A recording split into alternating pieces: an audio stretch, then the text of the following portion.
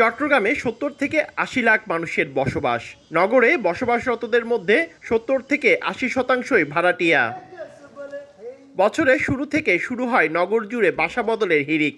বেশি ভাড়া দিতে না পারায় সীমিত আয়ের মানুষের চাহিদা থাকে কিছুটা কম ভাড়ার বাসায়। নতুন বছর আসতেই বাসা ভাড়া বাড়ানো যেন নিয়মে পরিণত হয়েছে। আবার বাড়িওয়ালার স্বঘোষিত সার্ভিস চার্জের নামেও ভাড়া বাড়ানোর অভিযোগ রয়েছে। সেই সঙ্গে নতুন বাসায় উঠতে গেলে অ্যাডভান্সের নামে কয়েক মাসের বাড়ি ভাড়া একসঙ্গে দেওয়ার অলিখিত নিয়মও রয়েছে।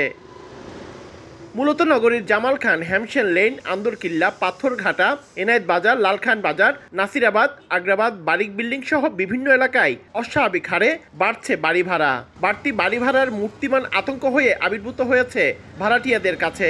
বেসরকারি চাকরিজীবী মানুষের বেতন বাড়ুক আর না বাড়ুক, কিন্তু প্রতি বছর ঘর ভাড়া বেড়েই চলছে। যে হারে জমিদাররা ঘর ভাড়া বাড়াচ্ছে, সে হারে আমাদের চট্টগ্রাম শহরে থাকাই খুব কষ্টকর হয়ে যাচ্ছে। মিনিমাম 2 মাসে অ্যাডভান্স দিতে হয় যে কোনোভাবে, ওনারা না হয় ভাড়া দিতে চায় না। 250-টিরও বেশি ডিজাইন অপশন নিয়ে ওয়ালটন স্মার্ট ফ্রিজ, বোঝে আপনার প্রয়োজন।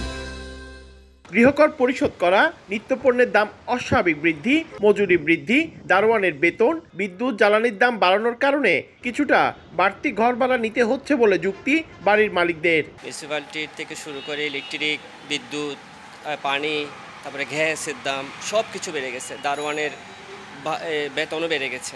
দারোয়ান আগে আমরা 7-8 হাজার টাকা দিয়ে নিতাম, এখন 15-20 হাজার টাকা লাগে। এই জন্য সামথিং একটু বাড়াইতে হয়। নানা অজুহাতে ভাড়াটিয়াকে জিম্মি করে প্রতি বছর 15 থেকে 20% হারে ঘর ভাড়া বাড়ানো হচ্ছে বলে জানান কনজিউমার অ্যাসোসিয়েশন অব বাংলাদেশ। সেই সঙ্গে কোনো কর্তৃপক্ষ না থাকায় পাওয়া যায় না আইনি প্রতিকারও। একটা সময় এক ধরনের অজুহাত নিয়ে এসে তারা ভাড়াটা বাড়ান, কিন্তু ভাড়া অনুযায়ী তার যে প্রাপ্য সুবিধা ভাড়াটিয়াকে দিবেন সেই বিষয়গুলো নেই। তো এই জন্য আমরা বলছি যে ভাড়াটিয়ারা মানে খুবই অসুবিধাগ্রস্ত অবস্থায় আছে এবং অনেকটা বাড়ির মালিকের কাছে জিম্মি হয়ে তাকে থাকতে হচ্ছে। চট্টগ্রামে 25 থেকে 30 বছরে বাড়ি ভাড়া বেড়েছে প্রায় 450 থেকে 500%। পার্থপ্রতিম বিশ্বাস, সময় সংবাদ, চট্টগ্রাম।